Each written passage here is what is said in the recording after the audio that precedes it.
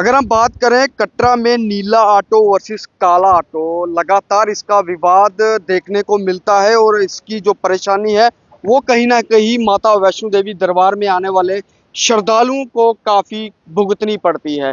इसी को लेकर एसडीएम कटरा पीयूष धोत्रा जी ने आज दोनों गुटों से जो है एक मीटिंग की, जिसमें एसएचओ कटरा रंजीत सिंह राव और चौकी इंचार्ज बाणगंगा ज्योति चौधरी और एआरटीओ रेसी और उसके साथ साथ तहसीलदार कटरा जितेंद्र सिंह भी उनके साथ यहाँ पर मौजूद रहे। दोनों गुटों के प्रेसिडेंट यहाँ पर मौजूद रहे।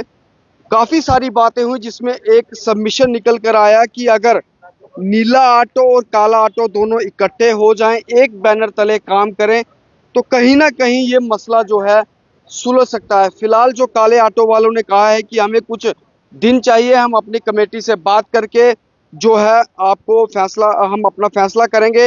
इसी के चलते एसडीएम कटरा पीयूष धोत्रा जी ने कहा है कि 5 सितंबर 2026 को एक बार फिर से मीटिंग होगी। उसके बाद जो है शायद 1% इसका हल जो है निकल कर सामने आएगा। देखिए और कुछ क्या कहा पीयूष धोत्रा एसडीएम कटरा ने जम्मू ट्रिब्यून की इस खास रिपोर्ट में कटरा से। ये जो इस विवाद को सुलझाने के लिए कि हमने सभी स्टेक होल्डर्स को आज बुलाया था। नीले ऑटो के प्रधान, काले ऑटो के प्रधान, हमारे जो अफसरान एसएचओ साहब, तहसीलदार साहब, ये सभी इस मीटिंग में मौजूद रहे और यही एक डेलिब्रेट किया गया कि इस सिस्टम को हम कैसे अच्छे से चला सकें। आपको पता होगा कुछ दिन पहले मैंने इनफैक्ट एक दोनों स्टेक होल्डर्स को बुला के एक आपसी सहमति से एक ऑर्डर इशू किया था। एक तो हमने देखा कि उस ऑर्डर की इम्प्लीमेंटेशन कितनी हुई है ग्राउंड पे, दूसरा दोनों पार्टीज़ को कुछ और भी चीज़ें ऐड करने का था। पर हमने दोनों ही को सुझाव दिया कि आप एक ही बैनर के नीचे इकट्ठे हो जाएं, उससे रेगुलेशन भी आसान रहती है और मनमुटाव भी नहीं रहता और लड़ाई झगड़े भी नहीं रहते। तो इस काले ऑटो की एसोसिएशन के जो प्रधान हैं उन्होंने इसको समय मांगा है।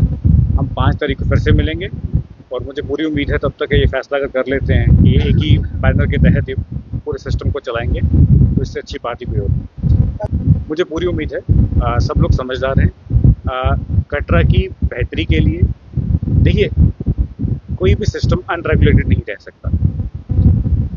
अगर हमने तो पहले इनके ऊपर छोड़ा है कि इसको खुद ही रेगुलेट करें और हम चाहते भी हैं कि ये खुद रेगुलेट करें। ये चुने हुए नुमाइंदे हैं, इनकी अपनी एसोसिएशन बनाई है, अपनी यूनियन बनाई है।